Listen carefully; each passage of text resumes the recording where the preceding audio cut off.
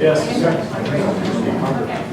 So, hello, welcome. My name is Corey Miles. I'm a coastal management officer for the town, Scituate. A couple of introductions. We also have David Woodbury from Massachusetts Emergency Management Agency. He's the grants coordinator for the South Shore and Worcester County. Beth Dabrowski from Massachusetts Emergency Management Agency. Is a grants support coordinator for the entire state. Chief John Murphy, fire chief, town of Scituate. Bob Vogel, building commissioner, town of Scituate. Amy Walkie, conservation agent, town of Scituate. Jill is chair of Coastal Advisory Commission. She is. So between all of us, hopefully we'll be able to get through all of this information about home elevations in the town. But first, I would like to just talk about some of the things that we're going to be talking about. We are going to cover some topics about why you should elevate your house, how much insurance you can save, how much it's going to cost, and then we'll dive into the funding sources that are available. And we have to get into some jargon because this is a federal grant program. We have to use their federal terminology, so this will be on the final exam too. So the National Flood Insurance Program, or the NFIP, is actually a partnership between FEMA, the town, and the state. So in exchange for the town regulating building in the floodplain, FEMA allows the property owners in the town to buy flood insurance. The special flood hazard area is the area flooded by the 100-year storm event, which has a 1% chance of happening every single year. It doesn't mean it happens every 100 years, has a 1% annual chance. The base flood elevation is the height of the water during a 100-year flood. A flood zone is just a different area within the special flood hazard area, and that's defined by the type of flood or the elevation of the 100-year flood. Repetitive loss, this is kind of important. Any NFIP insured structure that has had at least 2 paid flood losses of more than $1,000 in any 10-year period since 1978. So a lot of homes in the floodplain in Scituate are considered repetitive loss structures because 1978 was closer to 78, which damaged a lot of houses, and if you had one more claim since then, you're considered repetitive loss. And then severe repetitive loss has 4 or more separate claims of greater than $5,000, or 2 or more separate claims where the total payment exceeds the current value of the property in any 10-year period since 1978. And we can get into the weeds on these definitions, but I'm not going to. But if you want to go on the internet and look it up, you can do that.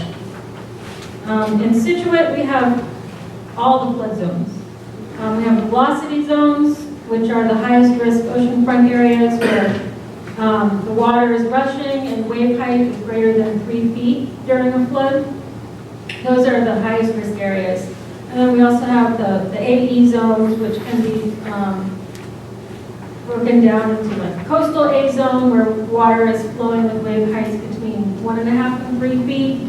And then just the regular AE zone where it's still subject to inundation by a 100-year flood, but it has a lower hazard than the velocity or the coastal A zone. And then the AO zone is subject to shallow ponding, so it's a low point that can get flooded usually by overwash in Scituate. And then the X zone, which are outside the areas that are inundated by a 100-year flood. And then we also have shaded X zones, which can be subject to inundation by the 0.2% annual chance flood, also known as the 500-year flood. So that's sort of the flood jargon that we're going to be using throughout the presentation. So remember all this stuff. And now, so David is going to talk more in detail about some of the FEMA Map Service Center programs and then the Hazard Mitigation Assistance Program.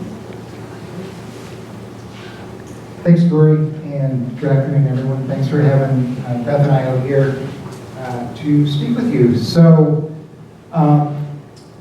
here's just an image of what the maps look like, that you can actually look at them for your own property online. So what?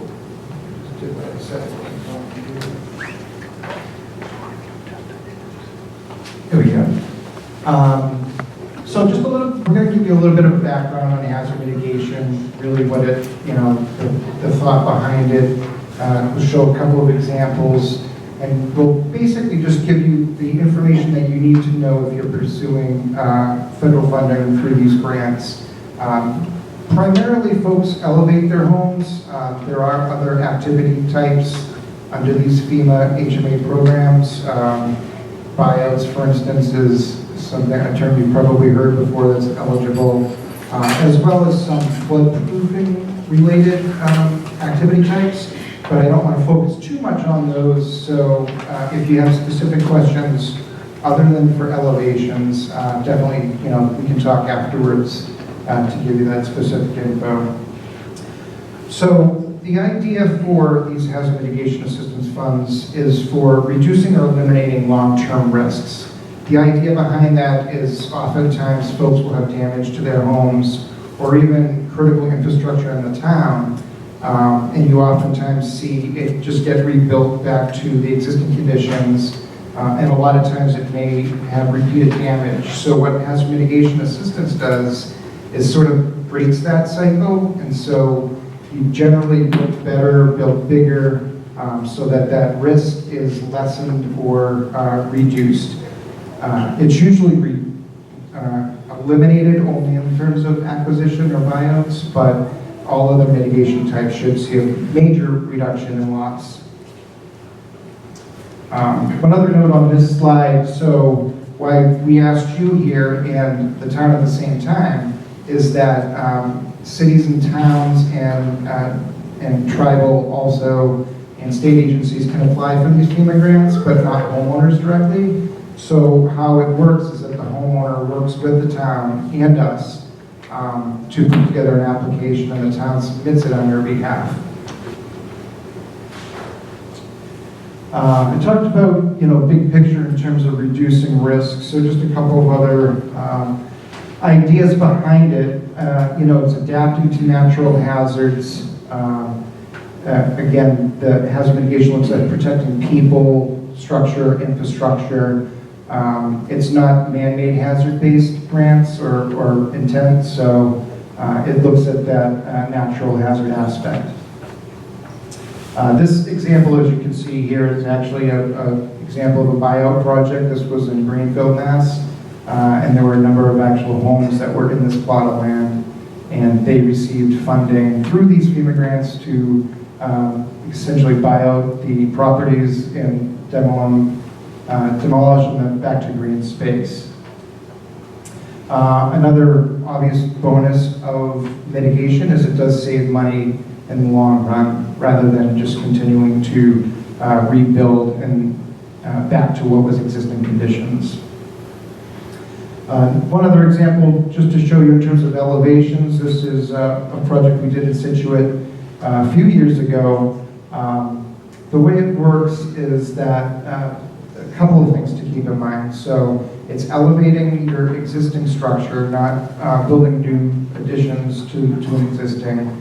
Homes must be structurally sound in order to be elevated, and you'll work with both the town, both Bob and a structural engineer to make that determination. And then there's a series of standards that we don't have to get into tonight, real technical information related to engineering, basic minimum standards. And as I said, this was funded through the FMA grant program. There are a couple of different grant types that we'll go over now, and I can explain the differences for each. So the two that I think we'll be focusing on for you folks, specifically as residents, One is the hazard mitigation grant program, and the other is flood mitigation assistance, also called HMGP and FMA. There are a couple of other FEMA grants. Oh, sure. Go ahead. Sorry, just a general question. Are these slides available anywhere? Yeah, we have it as a PDF that Corey can email out afterwards, or maybe tomorrow, but definitely. So yeah, you don't have to write all this stuff down. I think there's like 37 slides, and there's a lot of information that sometimes take years to learn. So yeah, feel free to, if you miss something, you'll have it all out later on this week. So just a couple of other grants that FEMA has available. The Brook grant, you probably hear that in the news as it's really being promoted throughout the country with infrastructure improvements. There's a couple of other ones related to fire and dams. So HMGP is a result of a federally declared disaster. We actually just had one in January, the blizzards at the end of January. The real significant one that we're here excitedly to talk about is as a result of the COVID declaration disaster, they actually opened up HMGP funding, and Massachusetts had the 7th highest in the country. So we currently have a little over $110 million statewide. To give you an idea, our previous highest, I think we had it from 2015, those storms was about 13.2. So we've got a lot of money to spend throughout the state, or to give to cities and towns and homeowners. That disaster declaration. Is there a time frame within which you have to spend that $110 million?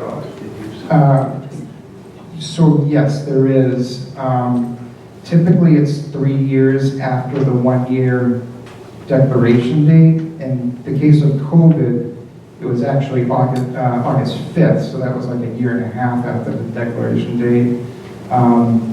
We typically have a year to get FEMA the applications, so that would be coming up now, but we are extending it. We've extended it 3 months, we're extending it hopefully another 3 months.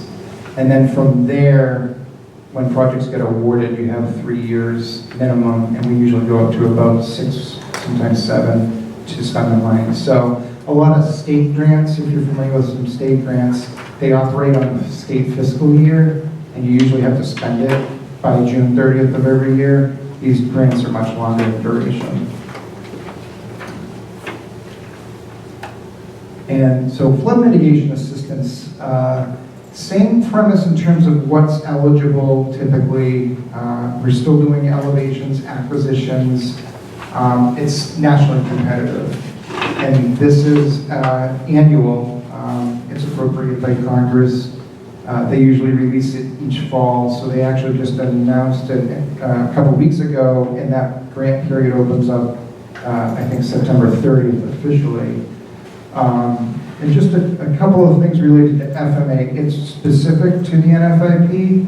HMGP has a number of project types other than elevations or anything specific for residential, culvert upgrades. Chief and I are looking at a new generator for the shelter in town, drainage, seawall upgrades. The FMA is specific to NFIP insured properties. There's a couple of different categories, but the category that we care about is $400 million nationally available, with $800 million total.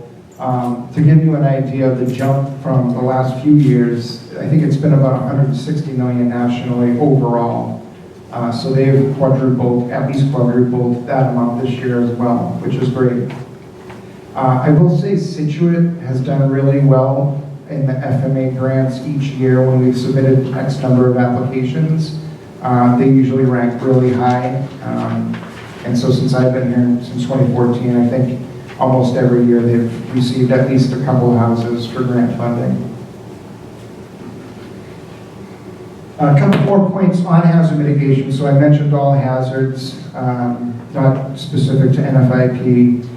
There's a couple of other requirements that are sort of out of your control, but the good news is they're all on the plus side in terms of what Scituate has. So community must be participating in the NFIP, which Scituate is. There needs to be a current local hazard mitigation plan, which FEMA just approved for Scituate a couple months ago. And then just a couple more things. Again, building structures need to have an active NFIP policy. And we already talked a moment ago about when the funding is available. So it's a statewide competitive grant. And then two other things to keep in mind. So this oftentimes is a little confusing when we presented the requirements. So you are required to have flood insurance at the completion of the project as a contingency of receiving federal funds. And that's even if, a mortgage is paid off. I think after a mortgage is paid off, I don't think the bank requires a specific flood insurance, but the receiving federal funds does require that, and basically it's attached to the deed of the property. One other point that's a big requirement for all FEMA grants is what's called a benefit cost analysis. I won't talk too much about that. I'll give you a quick overview in a couple slides, but generally the idea is that the avoided loss has to be greater than the cost of the project, and there's a couple of different ways we do that. So flood mitigation, again, is specific to flooding and NFIP. All the same requirements in terms of the NFIP and the mitigation plan. They're typically awarded annually, whereas the HMGP is when we have a disaster. So that could happen every year, or sometimes a few years go by without one. And then again, the same requirement for flood insurance. So just a couple of points on what's not eligible. Obviously, projects that don't reduce the risk to people, structures, infrastructure. It's an improvement in level of protection over existing rather than in-kind replacement. Another big thing to consider is work can't actually begin until the project's fully reviewed and awarded. And sometimes it's a really long duration between when you've worked with us in the town to submit an application and when FEMA actually awards it. Realistically, it could be at least half a year, if not longer. It's kind of frustrating too, because sometimes we'll be waiting for an award and we'll get it right in the middle of winter, so you can't start really anyways until the following spring. It's just something to keep in mind as you can't actually begin. I had mentioned that this is only for existing structures to be elevated, not new construction or new porches, new decks, that sort of thing.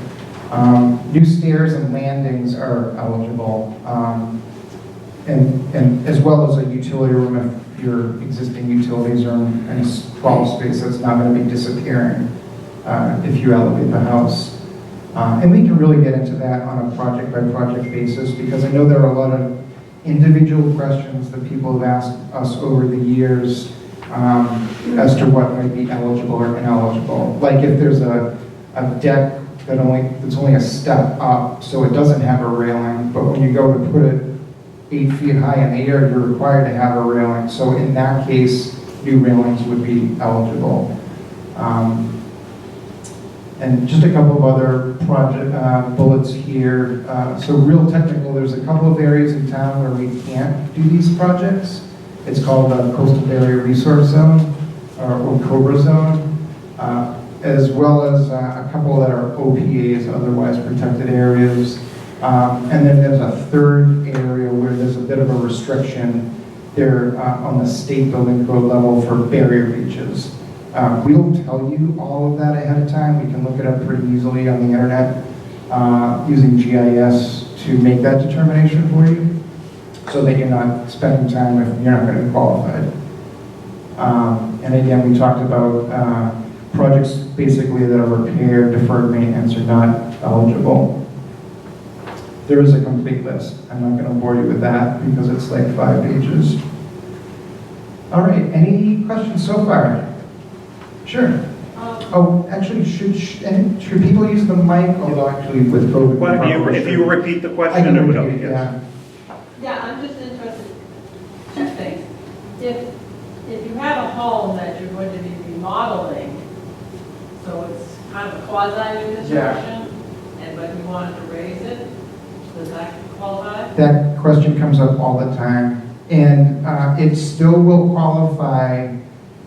We need to really go over with you specifically what that is, and I'll give 2 examples. So there may be some minor work that needs to be done, maybe a couple of windows or something that really isn't going to affect us at all. There are other scenarios. We had this happen in another town where, and we didn't know about it, but they actually they ended up putting new floors, like stone floors throughout the house, and that was before elevating, and they found out they had to reinforce all the floors and everything else like that. So that's something that FEMA needs to know ahead of time, and generally, obviously, additional work that's outside of the scope wouldn't be eligible for FEMA to pay for, but there may be, I guess, results of that decision that affect something that's related to the FEMA grant. Another one is we actually had a dormer added, I think, and that affects the project in that because the federal work is going on at the same time, there's an environmental and historic preservation analysis that had to be done. And so it's just tricky to make sure you're covering your bases. And sorry, I forgot to repeat the question, but it was, can you do like other renovation work at the same time?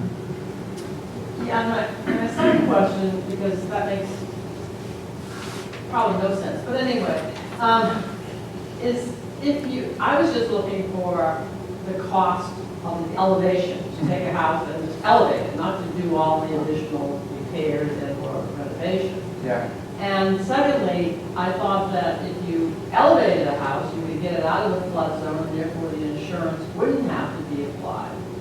So now you're saying that you're going to have to pay insurance regardless, even if you elevate it? Yeah, so that's, I think, 2 different questions. So one was kind of talking about eligible costs and, versus grant costs versus other work. And I can answer that one first. So one of the handouts we had that Corey have for all of you out there, it's about 7 pages long. It's titled Section E, I think. It's a FEMA document. FEMA has 2 current guidance documents, and it's an excerpt out of a 7-page excerpt out of one of those documents. And that 7 pages is about 90% of what you need to know in these elevation grants. There is another section in that book for acquisitions if you are interested in that. That 7 pages will tell you, I think, 2 or 3 pages in it says eligible costs and then ineligible costs. And so that's really what FEMA will pay for in the grants, or what would be eligible. The second question related to insurance is a great one, because it's oftentimes, we get that a lot. People think with a mitigated home, there's no longer any requirement. So there is still a requirement, but your rate should be reduced significantly. And by significantly, it varies per whatever you have for coverage, whatever your risk is at your property. But I've seen it go from $5,000 to $400 a year. So it's substantial reduction. It will also be based on how high up you go. So that base flood elevation that Corey was talking about is where we start. You want to be above that. You really should be a foot above that per state building code, and in an A zone, and in a B zone, you need to be a minimum of 2 feet above. So each foot higher, you may see an additional savings. I think after a while, and it may be like 4 or 5 feet, there really isn't going to be a difference in FEMA's NFIP eyes. You should see a substantial reduction, but there is that requirement that it's part of the grant, and I don't foresee it not being a part anytime soon. So did I answer all those questions? Yes. Okay, great. Sure, you first in the front. Sorry. Question that your handout might answer, but if a home needs to be elevated, but it's an older home and it also has some what we call repair and replace improvements that have to be done, would those be part of what FEMA would consider paying for if they are upgrading windows to hurricane impact, or just modern windows, or replacing the shingles, that sort of thing, or is that completely separate? So it depends. So the question was, as you're elevating specifically an older home, there might be other tasks that need to be completed, whether it's windows, whether it's to bring things up to code, or otherwise. So it depends. So windows probably would not be eligible, but we've had a couple projects where they did 3 windows simultaneously, and we ran it by FEMA, and they were okay with it, but it still wasn't part of the grant. But it just made sense to do it at the same time. I would definitely not advise replacing all of your windows at the same time, or if you really think you need to, then we probably need to just talk to FEMA about what that looks like, because there may be additional EHP, which is environmental and historic preservation reviews. Even if they're not paying for it, they still have to go through that review because it's touching, the property that they're partially funding. And that would be a state historic review, not a local? So it's state, local, and federal. Yeah, depending on there's different categories that FEMA has to review through their what they call their 8-step process, and beyond 8-step process actually. There was another example I wanted to give. So we were elevating an older home. Well, there were two examples. One example, we elevated a house. Part of that house was a garage with a slab, so we actually had to build, FEMA paid for it. We had to put new floor joists in, because you actually really do need the floor joists, both, not to create a living space per se. It can turn into one once we're, done with our final site visit. But you just logistically would need one of no floors there. We had another house in town that was really old, and they really just needed to redo all of their first floor framing. It was really kind of like a cottage. And we ran it by FEMA, and they were okay with it, and they actually found that to be an eligible cost. So we're able to review individual projects with all of you, with Corey, to really kind of tease out what those unique situations might be, because it's definitely not a one-size-fits-all, especially when we're talking about existing homes. They're all going to be slightly different. Sure, and this is probably going to go to building commissioner. So, when you're doing the structural engineering, if it's able to be lifted, a lot of houses in Scituate, they've been additions added years ago, and who knows how they were done. If something is structurally has to be repaired, does that open up a whole new can of worms for the homeowner? So the question was in terms of like repairing existing structural. I think that ties in with the previous question, like especially with floor framing, or there may be other aspects of it, of the project that may need just a couple of additional, new framing areas. So it opens a can of worms, sort of, but it's something that we can at least address and probably, or possibly, fit into the scope, depending on the magnitude. Before I forget, the one other thing I wanted to mention that's sort of a big lessons learned as you're working with your structural engineers. Most of them will know this already because we work with a few of them, and they've been working on these projects for years. FEMA doesn't allow for engineered lumber in the design. And the reason being is that they've done an analysis that they have determined that the laminate may be slightly compromised over time due to splash over, like salt water, even if it's not directly in contact, there's still that chance.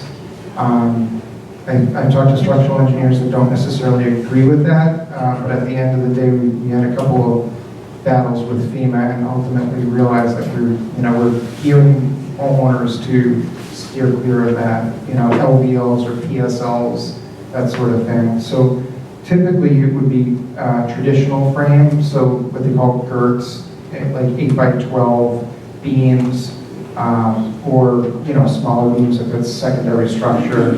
as well as steel. So those are the two framing types.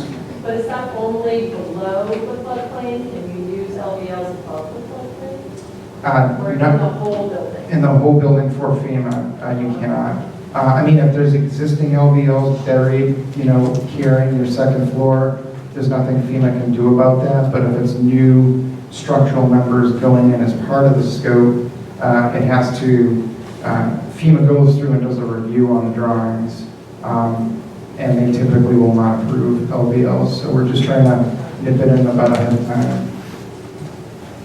These are great questions, by the way.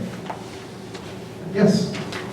May I ask, and I've been trying to read and listen at the same time, does an older home have to be structurally up to code before being elevated, whether a grant or just a building department rule? Sure, so great question. So the question is, does an older building in particular have to be up to code, as part of the project? And I think the answer to that is sort of twofold. The design will need to go through Bob and his department and the building commissioner's office to begin with.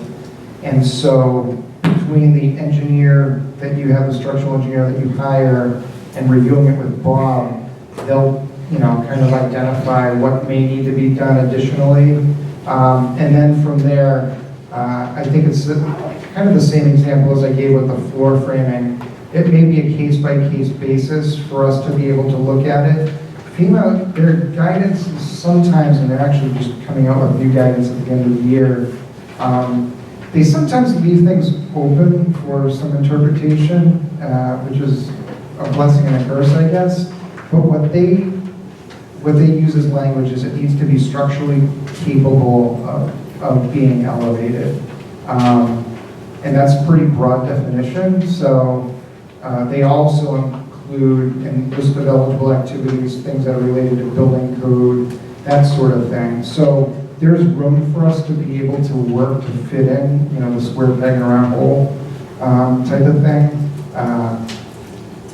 Yeah, so I think on a case-by-case basis, we can take a look at that. You'd be surprised though, a lot of these older homes actually are a lot easier, I think, or at least I've been told by some contractors, to elevate because they're a little more forgiving. And they were, quite honestly, I think probably built a lot better 100 years ago. So, they're true 2x10s, true 2x8s. So I've had contractors in town tell me that they like the older homes for some of those reasons. Great, and another question in the back. When you raise the house and get the permits, do you have to winterize the house? Great question. So the question is, when you elevate and get permits, do you have to winterize?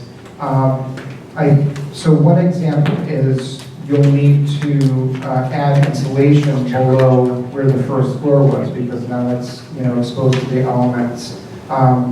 That's one example of yes, you would want to winterize both from a building code point of view and from a best practice point of view. I think a lot of those homes, you can drive down Oceanside or Turner and see them. They usually have sprayed-in insulation, and that's fine to do, the isonine, as well as like plywood, I forget what they call it, but like the marine-grade plywood underneath. In terms of whole house winterizing, I don't think the grant will include paying for blowing insulation of all your walls throughout the house and ceiling. So again, I know I'm sort of a broken record, but it's on a case-by-case basis. I'd probably check to see, what that scope might look like. Definitely the floors though are eligible for that. Yes. When they do it, they would disconnect the gas, the electric, you have no water for the whole time. Yeah, so that's a great question on the process. Just real quick, so what they do is they'll disconnect all of that, and sometimes it can be a pain working. The utility companies, you have to make sure you coordinate with them, but your contractor should be able to do all that. But yeah, it all gets disconnected, so you actually won't be living in it. That may be a slide, but we can talk about that in a second if it is. But part of the eligible costs are actually if you have to move out for half a year or 4 months, that's actually eligible. But reasonable too. So we're not like staying at Hilton's for the next 6 months while it's being renovated. FEMA has that in there, reasonable, allocable, and a couple of other ones. But yeah, so disconnected, reconnected, and elevated in between. Yes, in front. There's quite a few people in the room here, they seem like a lot of people are eager and interested in elevating their home. I mean, It's great. if we all submit an application, what's the percentage of award? Yeah, that's a great question. I mean, If everyone does their homework, does it the same way. yeah, if everybody I does, understand. yeah, that's a good question. I think we would probably work with the town to kind of come up with what seems like it's realistic. Whereas, you know, it's just Corey, it's just Bob, and, you know, obviously a couple of assistants, just Beth, and me. So managing, you know, I mean, you go out to the repetitive loss, do they get considered first, and then you work your way down? yeah, so that's a great question. So, you know, the severe competitive loss first. It depends on the grant. So for FMA, that nationally competitive one, FEMA will look at SRL, and there's two definitions of SRL when it comes to grants, but I won't bore you with that. They'll look at SRL, RL, and then everything else. If you're not either, I'd probably recommend going under HMGP because that's just statewide, and quite honestly, there's only a few towns in the state that pursue these grants, so it would be pretty likely that the town will be selected. Can I give you that one more question? Oh, sure. I elevated my house in 1996. Wasn't any grant money then. But I'm interested in going higher. Would I be put in a separate category, you know, first time to be taken care of first, or like put the guy in the line? How does that work? Yeah, so great question. So the question was, if you've already been elevated years ago, could you qualify? Where would you rank? We've had several houses, actually one in Scituate that I think has been elevated 3 times now. And I'd say that you're increasing the level of protection if you're going up. And so that's meeting FEMA's intent of the program. I don't necessarily think FEMA would, frown upon house going up additional feet if it's already been elevated, with or without previous federal funding. Then it might get into, well, how many houses can we manage, maybe one grant versus the other? Does the town look at it and think about it? It is possible, and I've seen it at least a couple of times where they've gone up additional height. Well, there was a handicapped person living in the house, and I didn't want to go as high as I wanted to, but because of getting the handicap, the wheelchair in the house wasn't possible. So we just went high enough to satisfy FEMA and get the elevations to there. Yeah. And on that note, there's an eligible cost to include an elevator or maybe a lift. I don't know what the language is, but it is eligible, but I think you need like a doctor's signed note or something like that. It's probably more detailed than a signed note from the doctor, but that is an eligible cost. And then, yes, back here. One quick question, then one very long question. Does it have to be a primary residence? So the question is, does it have to be a primary residence? And the answer is no. Okay. Yeah. And 2, I'm not going to hold you to this, but ballpark, like, are we saying, like, say the house costs 90 grand to elevate? They're paying all of it? They're paying 75%? Is there a formula? Like, how do they? Yeah, so I do have a slide on that. Okay. And I'll go over that. Generally, the grant is 75% FEMA and 25% non-federal. If you're severe repetitive loss, it's 100% under FMA. If you're repetitive loss, it's 90%. And then for this COVID HMGP, it's 90%. Otherwise, all HMGP would be the 75-25. And in FMA, if you're not a rep loss, you'd be 75-25. And we have mixed and matched like 3 houses, severe repetitive loss, and one house that isn't preventative in one package and had it awarded. Then there was another year where we did the same thing. I think we had 2 that weren't rep loss and 1 that was, and it wasn't awarded. So there's a little bit of, gymnastics, so to speak, and strategy each year when it comes to that. But getting back to your question, so one year when I first started, it was kind of intimidating. We actually had 15 houses, I think it was, at once. And I was basically down here, I think, one day every week or so, and I take care of half the state. So it was, and I'm still down here a lot, Scituate quite a bit. That was probably the max that I would say is realistic for any of us to manage.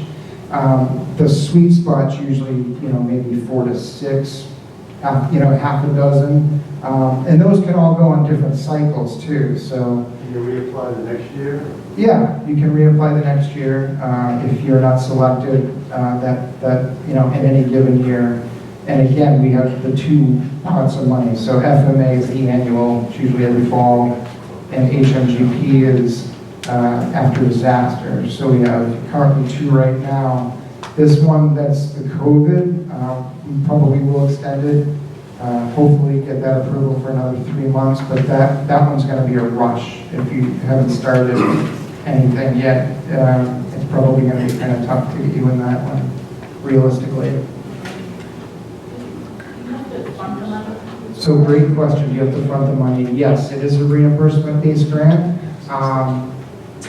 It's not. It's actually a town requirement. I don't know if you got a chance to talk to Nancy, if that's still the case, but traditionally it's been a town requirement to do the reimbursement at the completion of the project. And that's so that we don't, reimburse half the project and come back and finally put a swimming pool in instead. We have to take that money back, and it's really difficult, and it happened once. And so that's kind of why we like to have you, Scituate has it so that you reimburse once at the end. A lot of times what folks will do is open up like an equity line or something like that they can cover. Yeah. And then, a couple more questions here. Sure, over here. Yeah, just a quick question. Now, once you do raise it, you're committed to paying flood insurance forever, right? So committed to paying flood insurance forever. What it does is it goes as a deed restriction, so it's attached to the property. Is there any cap to that or guidelines on what that could be In duration? in amount? Oh, in amount? It depends. I have a slide that for a FEMA Region 1 contact that you can email to kind of give you more guidance on the flood insurance aspect of it. We know enough to kind of give you an overview, but they really are in the weeds and can provide you more detailed information. So I mean, that amount, like I said, I saw it once where it went from about $5,000 a year. I mean, I've seen them more than that, like 8 or 10, down to several $100s a year. And then, again, it just depends. Yeah, I follow that. I'm just concerned on the other end. If you're going to keep it for 5, 10 years, does that $400 go to? Oh, that depends on FEMA. Yeah, FEMA just came out with this thing. You probably got something in the mail called Risk Rating 2.0. It's sort of like a wholesale re-evaluation on how they do flood insurance. It's benefited some people. It's been more difficult for others. And they come out with things like that every now and then, so it could fluctuate. Yeah. And then question in the back. Yes, do you have to raise it straight up, or can you move it back on the lot? The question is, do you have to raise it straight up, or can you move it back? The second one, so you can move it around the lot if needed. I'll give you an example of one time in town we had to do that. We actually had to move it because the soil wasn't suitable, so we ended up moving it over a little bit temporarily. We moved it back, and it wasn't quite in the same spot. You really have to work with zoning first to make sure that setbacks are covered, that sort of thing. But you don't have to go straight up only. You relocate it as is allowed by your local zoning. In other words, offset the property lines. Correct, yeah. But I double checked with zoning and, Bob in the building department to make sure that doesn't then open up new can of worms of, existing conditions versus now you've got a new scenario. You have a question in front? So does FEMA limit the cost of the project and approve it, or do they just approve or not approve? For example, if you get an estimate from a contractor for, $90,000 and FEMA looks at it and says that's unreasonable, it should be $70,000 or whatever the case may be, or do they look at all the steps that need to be done and say yes or no? Yeah, so the question is in terms of the cost estimate, how FEMA looks at it. So we have a slide on that, and I do want to say that I want to probably get back on the path of the slides, and we have a couple more spots to break for questions too. There's a couple of different ways to look at it. FEMA looks at it from what's a reasonable cost. I mean, costs right now are different than they were 5 years ago. They have what's called the pre-calculated benefits that taps into that benefit cost analysis. That's at $205,000. So if it's at or below $205,000, you don't have to run a full benefit cost analysis. So by saying that, FEMA's already recognized that some of these projects throughout the country may be approaching a couple $100,000. They just changed that recently. It used to be $175,000. But more importantly, you're going to want to work to get at least 3 different quotes, so you have an apples to apples comparison to make sure that there aren't real lowball estimates being provided to you. But FEMA will look at a cost and be able to identify if it's going to be reasonable or unreasonable. But we'll look at that first and be able to kind of tell you if we think it's reasonable or unreasonable. I think there's some new guidance in this FMA, Notice of Funding Opportunity, that I guess reduces the rank if it's ridiculously high. I forget what the number is, but it's something like 750,000, I think. We've traditionally been seeing houses, these projects, anywhere from around 100,000 to, just under maybe 200,000. Some areas of the state even more. And if it's an older, complex house, even more than that. So does that answer your question? Yes. Okay, great. So what I'm going to do is just kind of move along with a couple more slides. I can stay, as late as I need to afterwards as well, but I don't want to get too far off course. And so just a couple of quick slides on what goes into these grants. It's not a 2-page application. I think the town has their own sort of pre-application that they'll help you fill out. But it's a type of, it's a typical grant. So you'll have some general information on the applicant, sub-applicant, that the town can work with you on. Like I said, the town fills out the sub-application and submits on your behalf. And it just depends on the level of, detail that Corey might need assistance in terms of putting that together. There's a scope of work narrative.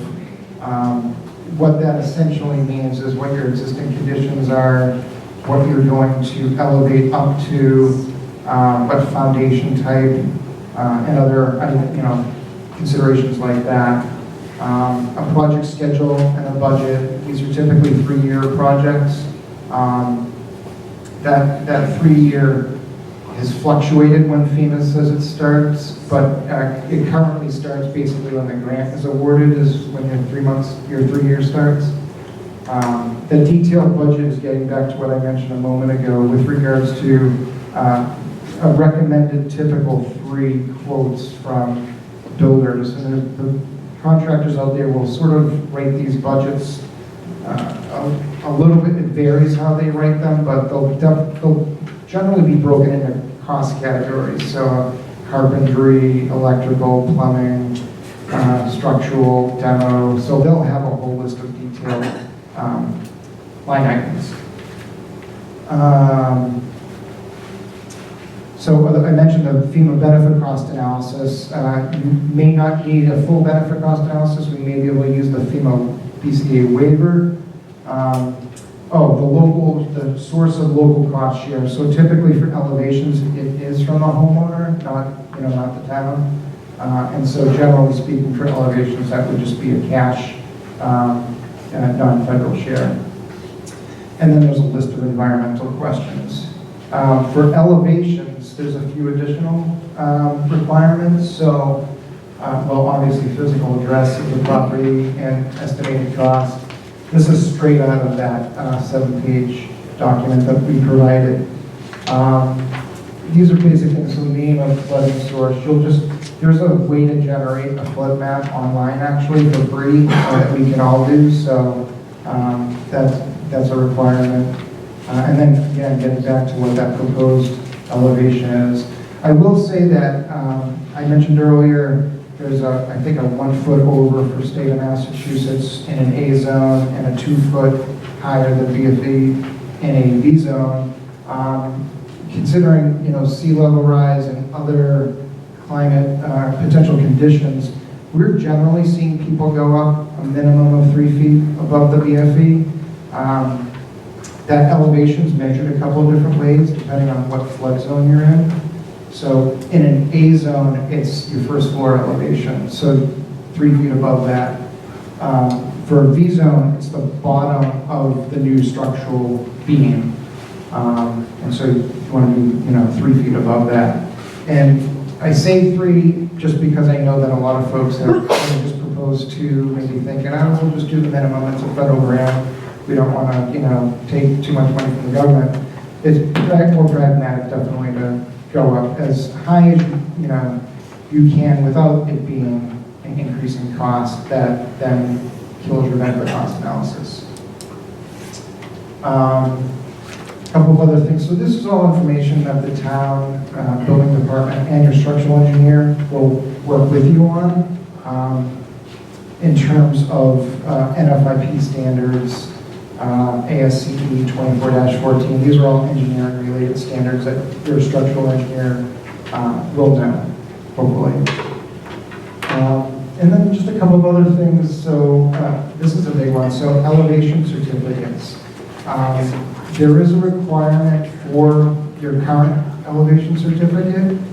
Oftentimes it's a good idea to get a proposed elevation, so what the proposed elevation is going to be as well.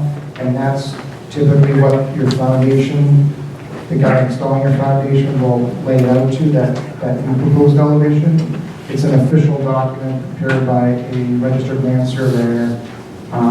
At the end of the project, you'll also get a final elevation certificate showing what it actually is measured as installed. So you'll definitely need one for the application. You'll definitely need 2 at some point, and it's probably a good idea to get that 3rd one as well. And then that same civil engineer would help provide site plans. And you'll need those site plans to go to Amy and Bob for zoning, for your wetlands protection permit, that sort of thing. Structural plans, they're done by a structural engineer. We usually do see those submitted as part of the grant application. It hasn't always been a requirement to submit them as part of a grant application, but it's a best practice because that's how you get your detailed budget, is from an actual set of plans. And so that, that's an included cost. I think I have a slide on what's called pre-award costs, but if I don't, I'll get to it at the end. Some of these costs can be captured as reimbursable as well in the grant, but that's only if the grant's awarded, A, and B, there's a certain time window, and that time window is different, unfortunately, for each grant. So we can talk to you about that down the line. But long story short is that there are a number of these requirements as part of the grant application, but we may be able to reimburse you 75%, 90%, or 100%, depending on the grant. Talked about the permits as well, getting to that Model D restriction. So that goes back to the insurance attached to the property. We have the model deeds, so we basically just fill it out. The town fills it out on your behalf. I think that's generally it. I mean, that's enough to deal with, I'm sure, but there may be other unique things depending on the property. Yes, question in the back? Quick question, what about septic system? Septic system, what about that? So that is a good question. Does that have to be above flood level, or? No, I don't think it can be. I mean, I think we've had existing septic systems or ISDSs as part of the project that have remained. And it's interesting, I think most of the projects we've worked on have been on sewer, so I haven't really thought of that. Certainly not a new ISDS would be eligible, as far as I know. A new septic system would not be eligible? As far as I know, it wouldn't. I'll double check though, I don't think I've ever had that question come up before. So let me double check that, but my gut feeling is that it probably isn't. It may be on that 7-page document, I think on the 3rd or 4th page, if it's there.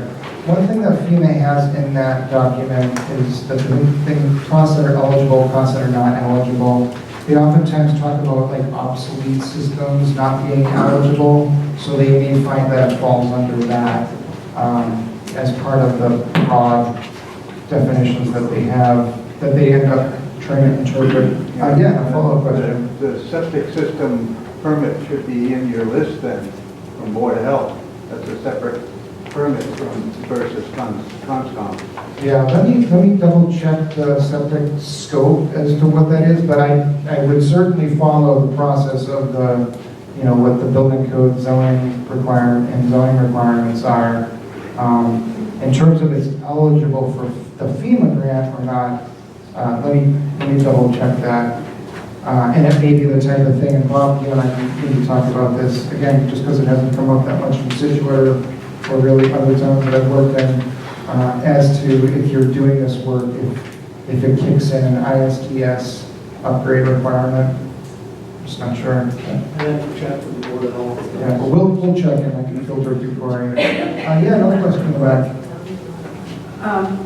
Could I offer a piece of information since some people have asked about questions about flood insurance.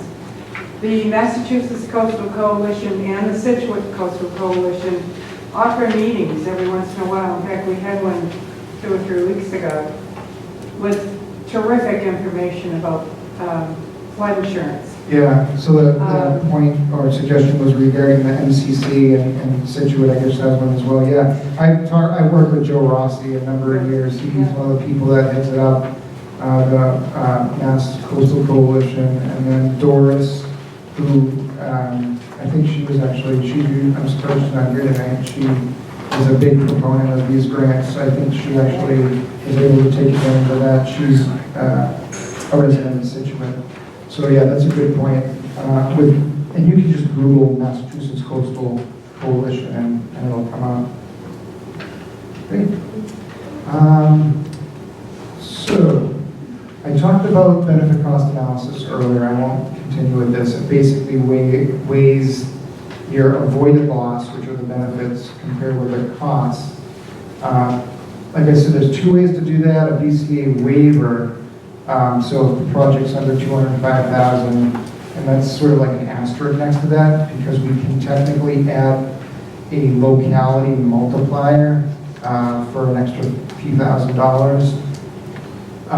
That's complicated. I don't want to talk more about it tonight, but we could. But generally, it's $205,000 for elevations, or $323 for acquisitions. Other than that, there's some FEMA software to run the BCA. And it's not easy, but it's doable for sure. We can help you with that. And that's if it's above $205,000. Real quick, well, we already talked about non-federal cost share. So here's just a quick review. Typically 25% of the total project cost.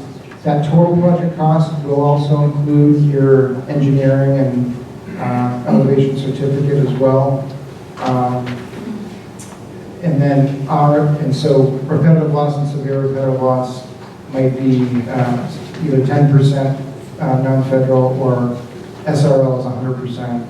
And then HMGP, the current COVID disaster is 90%. Typically, that's 75%. All right, real quick on the schedule. This is kind of tricky, although no, I do have 2 slides. So for HMGP, a couple of things. So there's a statement of interest that Corey can submit for all of you who might be interested. That sort of gets the ball rolling officially, so you can target your properties. It's simple, it's online, like a form stuff, but they'll fill it out on your behalf. So that's ongoing. You don't have to worry about FEMA Go for HMGP. That's an online grant portal. So we have a notice of funding opportunity at MEMA that we issue for all these grants that are tailored to Massachusetts. That's available on our website, so you can check that out for all the specific dates. These are just general dates. And so that application period opened last August. And it's ongoing. Like I said, the current deadline is October 9th, but we're hoping to get another 3 months from FEMA.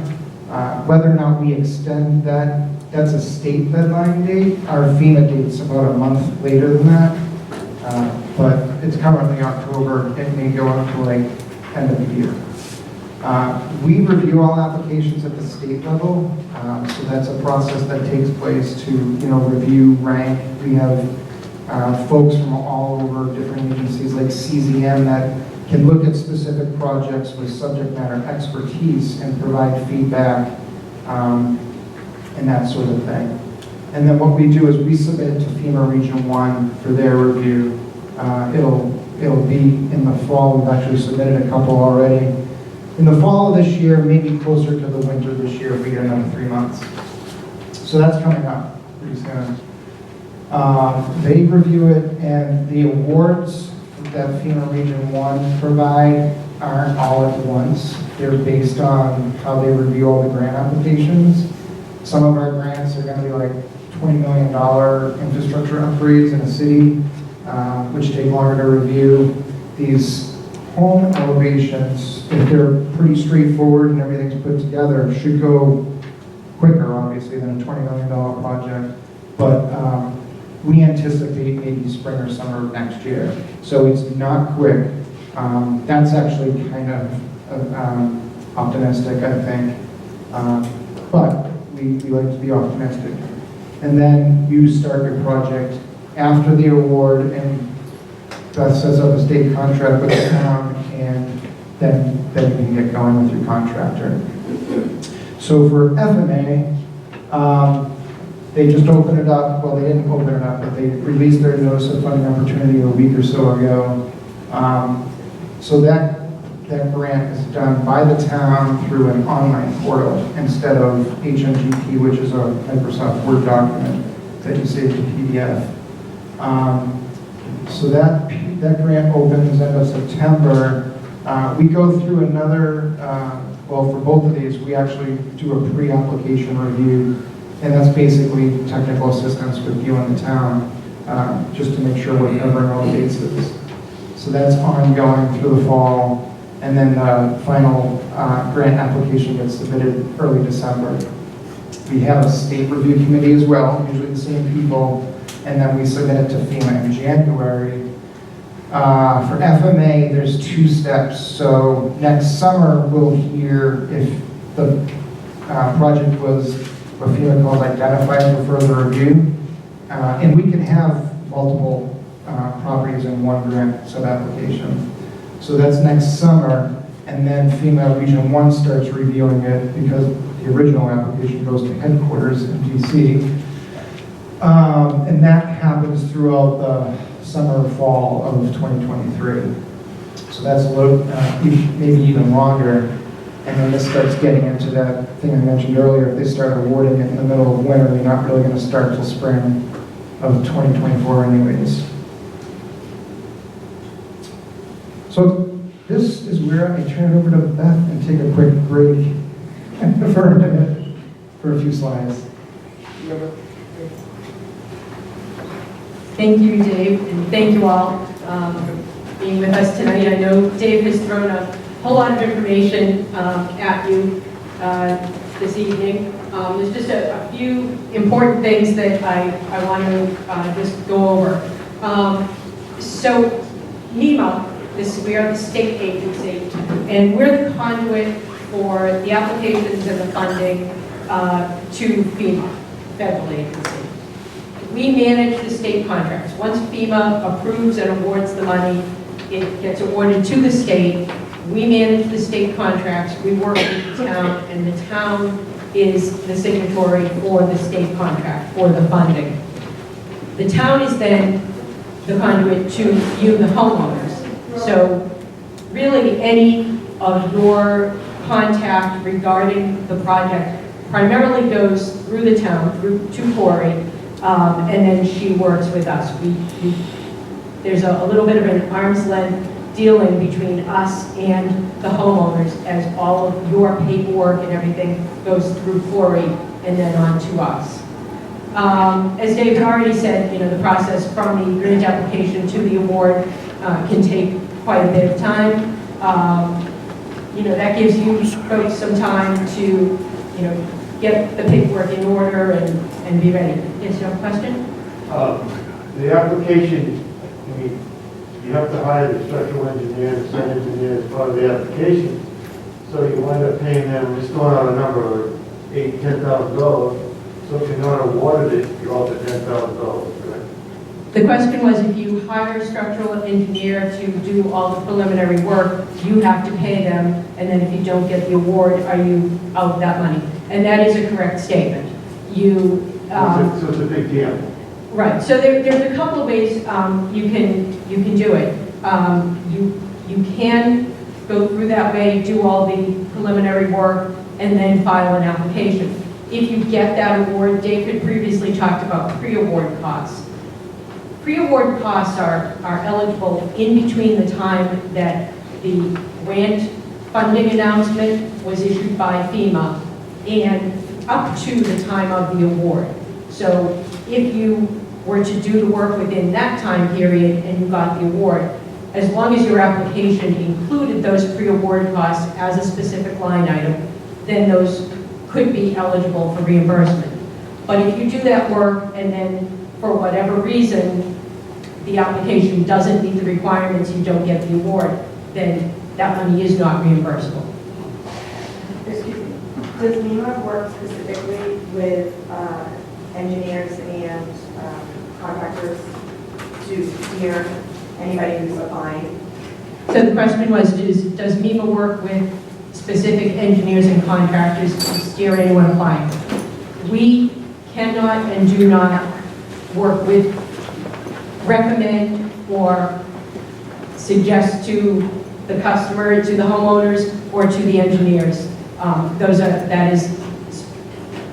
You would have to individually. Perhaps that's something that the building inspector or someone else in town can refer you to, but we cannot direct you to specific engineers or contractors. Neither can we go to them and tell them to contact specific homeowners. Did that answer your question? Yes. So the grant funding requirements, I talked about the pre-award costs. Those would be eligible expenses after the FEMA announcement of the funding, but before the award. Only eligible if they were specifically identified in the application as a specific line item. If the application does not specifically include pre-award costs, then the costs are only eligible for reimbursement if they're incurred after the state issues the funding to the town, we sign a state contract with the town, and issue a notice to proceed with the town. Anything prior to that time period would not be eligible. As Dave previously said, all of the FEMA hazard mitigation assistance grants are on a reimbursement basis. They are not reimbursed until the work is completed. So you do have to have the capital outlay up front. Quarterly reporting is not really an issue for the homeowners, other than the town has to provide Nemo with quarterly reporting that gets passed on to FEMA. So they do have to be in touch with you as the project is going along to see what the status is. So you'll be expected to keep the town updated on a regular basis as to the status. Any changes to the project? So if the project has been approved, it's been awarded, and you're moving forward, and your contractor comes up with something that he's got to change midway through, that's a change in the scope. That has to immediately be conveyed to the town so that Corey can work with us and work with FEMA to approve that scope of work modification.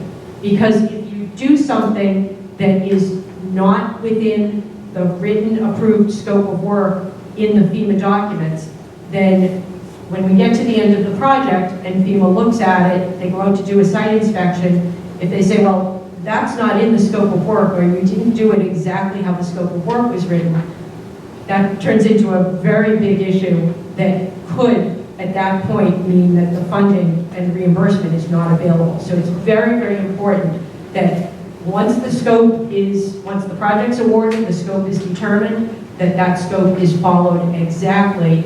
And we recognize that there could be changes and things that come up, but we need to know about them immediately and address them immediately. Yes, question? That just goes a little bit to what you just stated there. So obviously there's a fairly large gap of time between the period that you're gathering all the information, getting your quotes, getting the proposals, to when the work starts. So like in the world of COVID that we just came through, prices like skyrocketed from 12 months to today. What happens in those scenarios when you go and say, I want to now proceed with you, contractor, whatever B, and contractor B says, there's no way we can do it for this price. This price now is 65% more.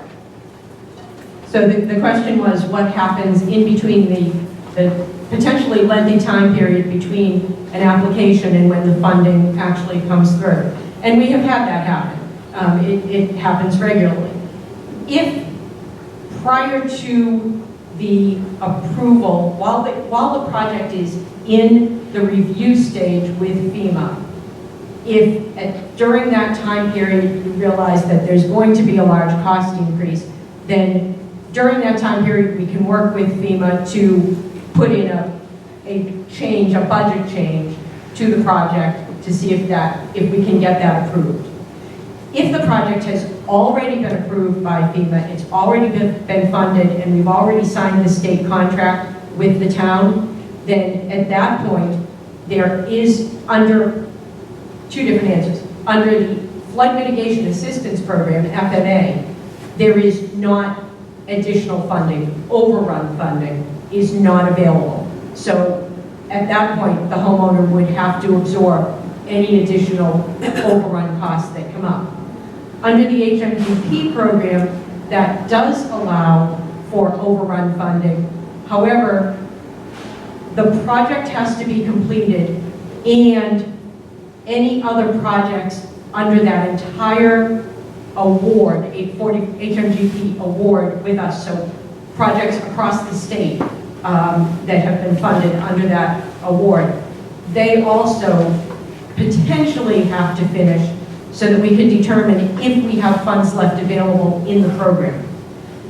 If we have a substantial amount of funds available, then we can sometimes work with people to fund overruns on a rolling basis. But there have been cases where cities and towns have had to wait a substantial amount of time to see if we even have funding available. So the short answer is you need to be prepared that you could potentially have to fund the overrun if it came up. Other grant funding requirements, Dave had already talked about the environmental conditions that FEMA may issue on a particular property, and then before we can reimburse and close out the project, all of your bids from your contractors, your permits, procurement, your subcontracts, as-built plans, all of that has to be submitted to us. Yes? Is there any protection for homeowners? Like you say, you take a low bid of the three contractors. Suppose a contractor walks away. What protects the homeowner? So the question is if you take a low bid from a contractor and the contractor walks away. Are you asking if the contractor walks away during construction or prior to starting? During, whatever, I know someone who had their house raised and they went through hell. I don't know if it was through a grant or they did it themselves, but the foundation work was pilings and the concrete, the pilings, it was a total disaster. Do you want to jump in on this? So that happens sometimes. We have had issues with projects where there was difficulty with general contractors that needed resolution. A lot of that times that is dealt with at more the local level. So whether it's the building department or quarries unit to kind of help work through those issues. I mean, we've had it where a contractor walked off for one reason or another, and the homeowner just got another contractor to jump on.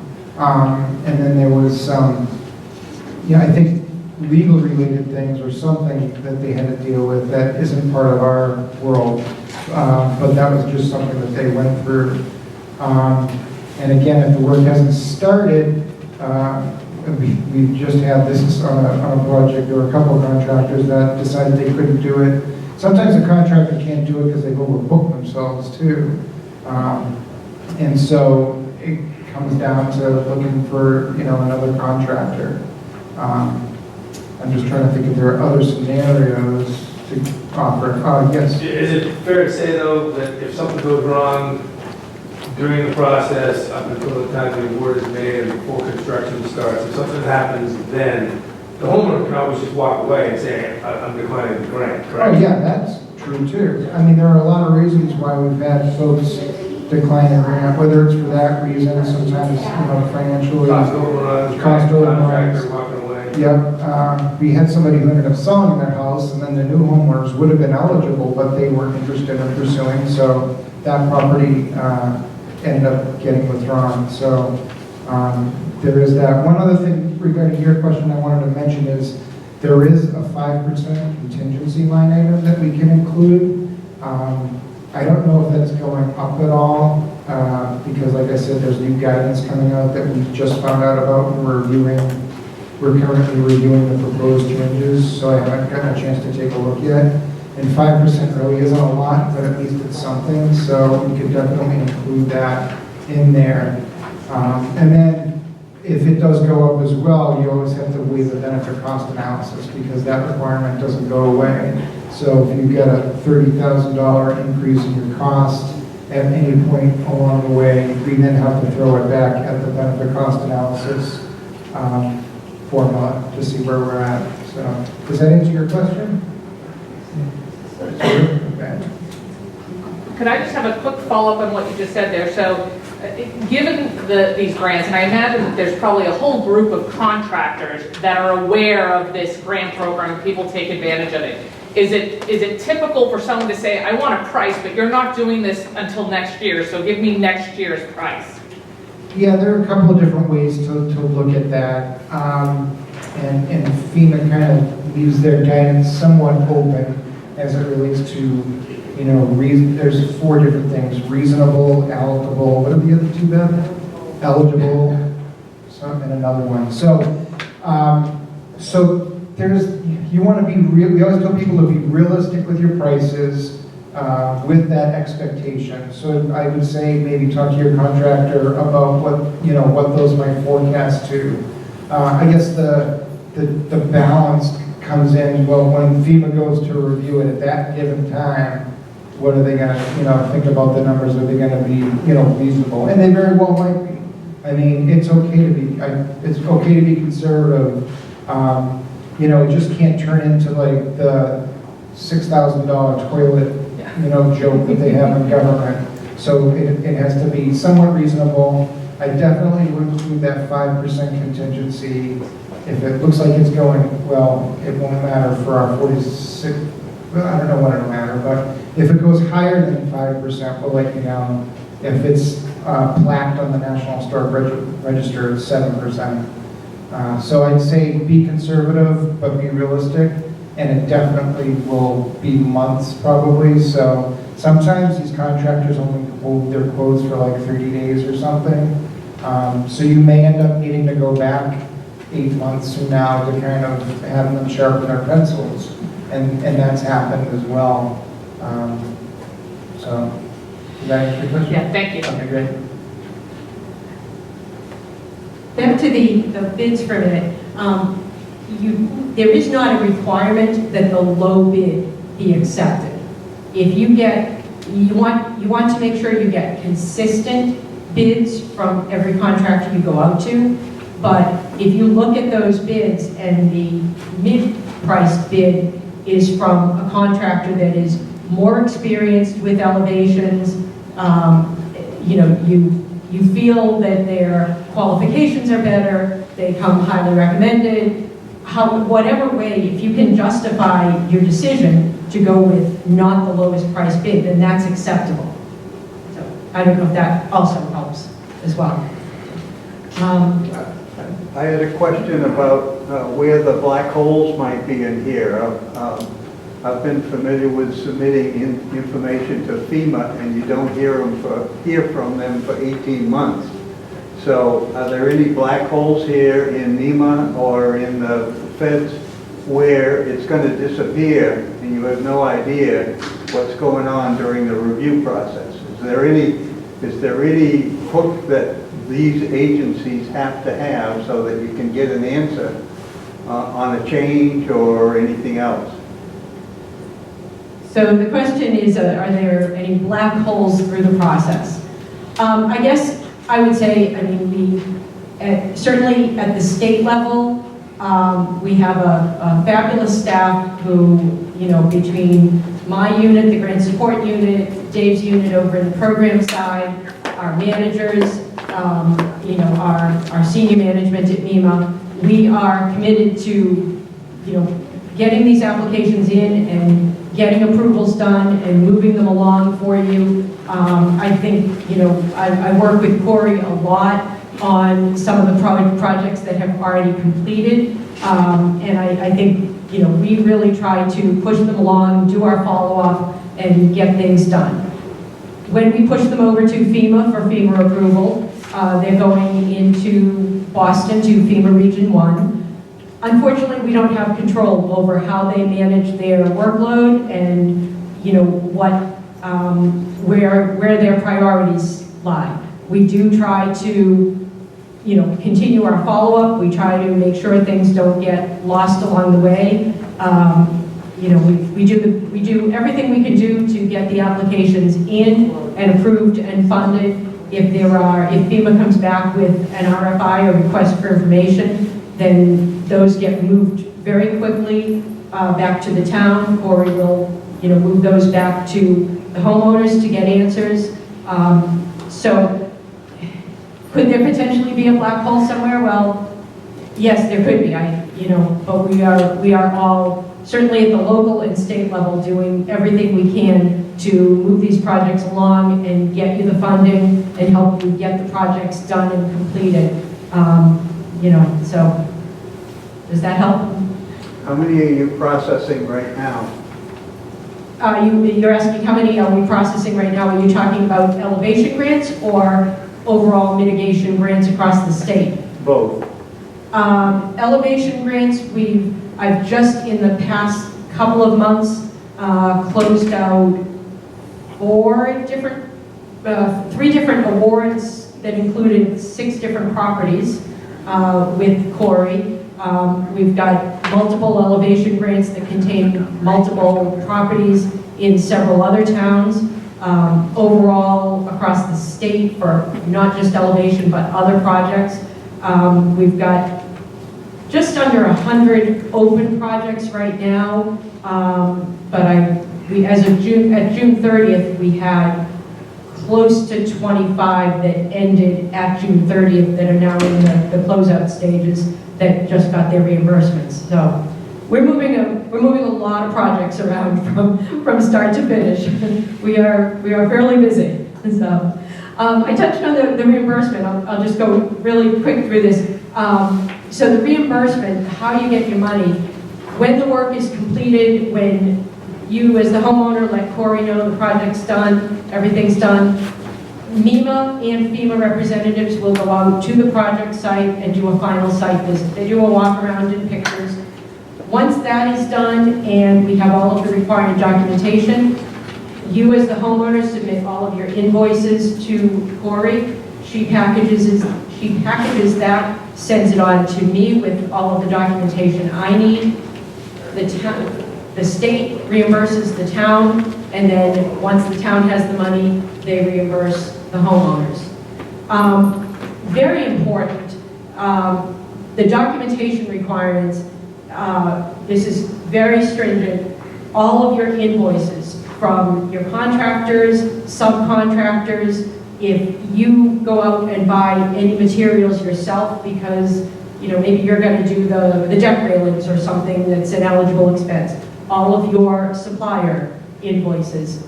And you need those invoices. Sometimes there are some contractors that will just, write a one-page, handwritten, this is how much you owe me. We need them to be much more detailed. They need to show what date the work started, what date the work ended, what tasks they're invoicing you from, or if you purchased materials, what the items were that were purchased. If your construction contract, I know some of the contractors will write their construction contract that they will request payment at certain milestones during the project. A certain amount when the house is elevated, a certain amount when it's moved back over. Then when you make those payments, the invoices and the payments should match that original contract timeline. The other important thing is the proof of payment.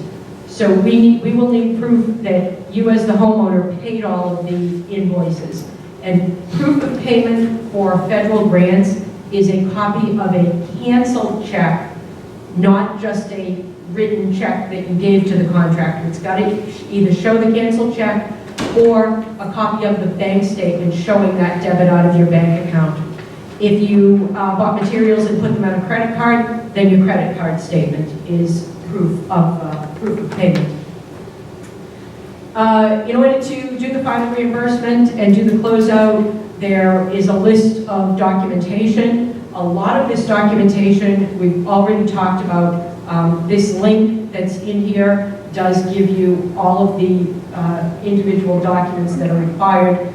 And again, they're repeats, but the property elevation certificate, you would have, with the application, shown the current and proposed as part of the closeout. Now we have to see the actual final elevation certificate.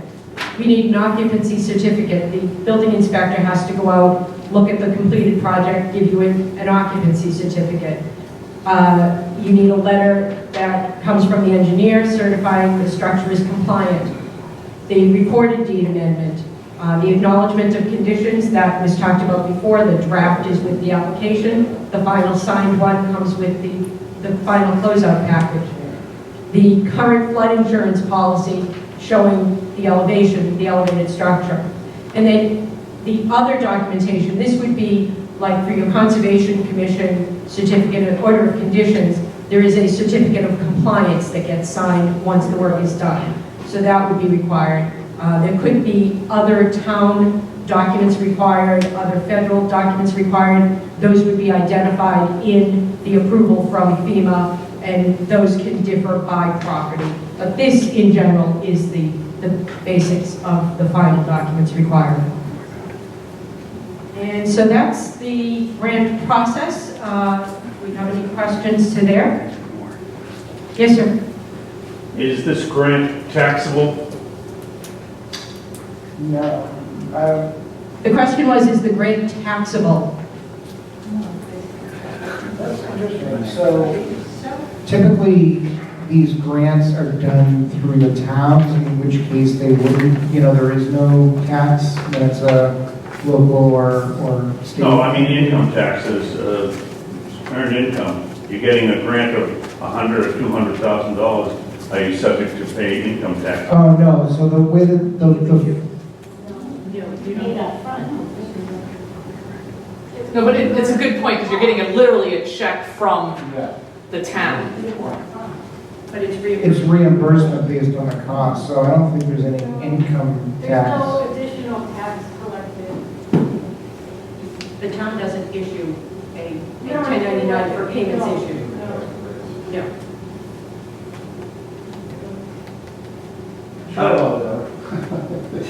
No, A couple of practical questions. Bearing in mind too, your comment about the sweet spot, maybe 4 to 6 homes in the town undergoing elevation.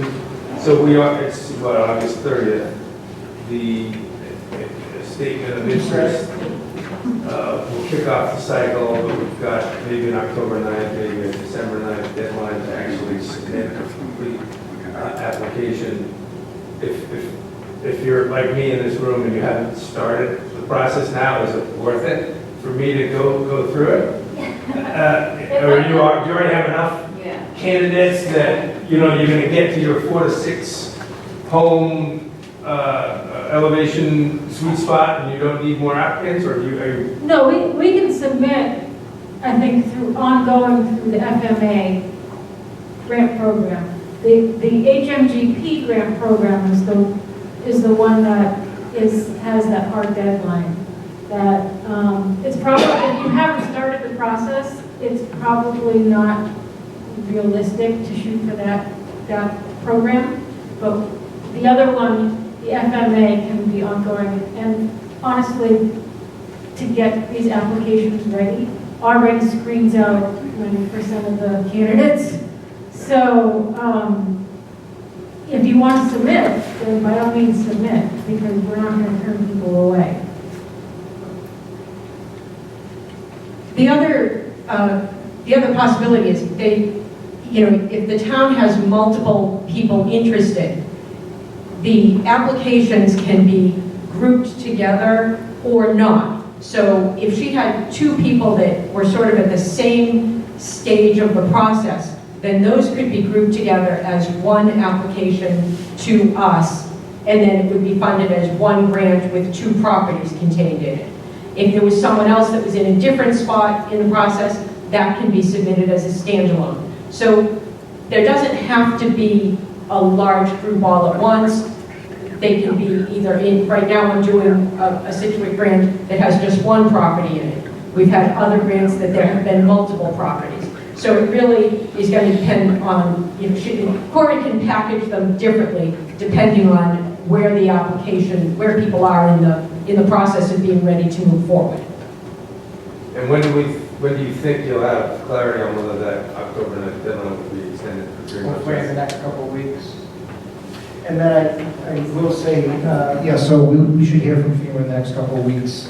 And we'll make a pretty quick decision as to whether or not we're going to extend it 3 months as well, or kind of back it down, because what's happening is now FEMA's released the BRIC 2022 and the FMA 2022, and we manage those grants as well too. So if we keep extending that, it's going to start backing up our bandwidth. But then I was going to say HMGP 4651 is smaller, much smaller. I mean, but I say small, it's still going to be about $4.5 million statewide. Right now we're trying to, get all $110 million spent as much as we can, but we'll still have $4.5 million. And that, I think, was declared in April. So we currently have 12 months, so that would be, due around March, and then we submit it to FEMA a month later. We may extend that one 3 to 6 months. So that's going to unfortunately go back down to the 75-25 split, so there will be a 25% match. But that's definitely enough time, And we've had homes that just weren't ready one year and then jumped in the following year. So it's I guess, a good thing that FEMA's, funding these every year rather than not. Good, I'm going to turn it back over to Dick. Thanks, Beth. So we'll give you time for a couple more questions, but I just wanted to show you final slides with contact info, and you don't have to write this down because we'll have the PDF that we can send you. So just to recap, we talked about this being natural hazards, we're mitigating natural hazards. We're increasing the level of protection so that you don't have to keep filing claims or large claims every storm or every couple storms. Getting back to the feasibility to implement, so it does have to be structurally sound or able to be elevated, let's put it that way. And I went through the different scenarios where we may add some sister joists if the floor is not quite up to what it needs to be. We talked about the cost effectiveness. For elevations, it's actually pretty straightforward. It's either at that $205,000 and you're good to go. If it's higher than that, the software program is easy enough to navigate for us at least, that we can, hope you make it work. And then there's just a whole list of environmental and historic preservation related different things that the state and the federal and local folks look at. Some of which doesn't apply to maybe your area, and some of which will. So we're able to provide technical assistance. We don't just have you figure it out on your own and send us a grant application. That's just not going to be practical, and we'd rather work with you to get it as buttoned up as possible. So what we'll typically do is we like to work with the homeowners and the town at the same time, like on a con call or a Teams call or something. I've had calls directly from homeowners, and I'm not going to hang up on them and tell them to call the town, but we like to loop Corey and Bob and Fire Chief and Amy in as well as is practical. Definitely on the minimum Corey. So Corey can submit a statement of interest just to kind of officially put you on our radar. I can help you. Well, you've already submitted two for other projects, so you know how to do that. But we'll definitely be able to work with you through the whole process, and especially give you lessons learned, because no project's the same, and we've been doing this for a long time. So, and we remember most of the stuff too, which is, I guess, good. And so, flood insurance, I know that there was a book at the beginning that said we're going to tell you all about flood insurance. We probably really won't, only that your flood insurance should be substantially reduced. There's a form that the town needs to fill out on your behalf to actually do that. And there's certain sections of FEMA that don't talk to other sections of FEMA, and so the sections that deal with flood insurance need to know that you've actually elevated and mitigated your property, or acquisition if that's the case. So you can contact those two folks at FEMA Region 1. They're pretty good about getting back, especially Tom. He's really good about returning emails. Beth and myself, certainly if you want to have questions, you can get on an email chain, just copy Corey on it as well. Our mitigation website's really robust, so there's a lot of good information on that if you have any random questions. Also, not here, but she oftentimes joins us. Joy Duperl is really affiliated pretty closely with our grant program. She's the state NFIP coordinator, so she knows all about flooding. So she can help you with some of those questions if you have them. We work daily with her pretty much. And then Corey's info is going to be provided in the slide deck for you as well. And I included a link to we included a link on their home elevation page also. So I think that's it. Yes. Maybe I should ask this question at the very beginning, but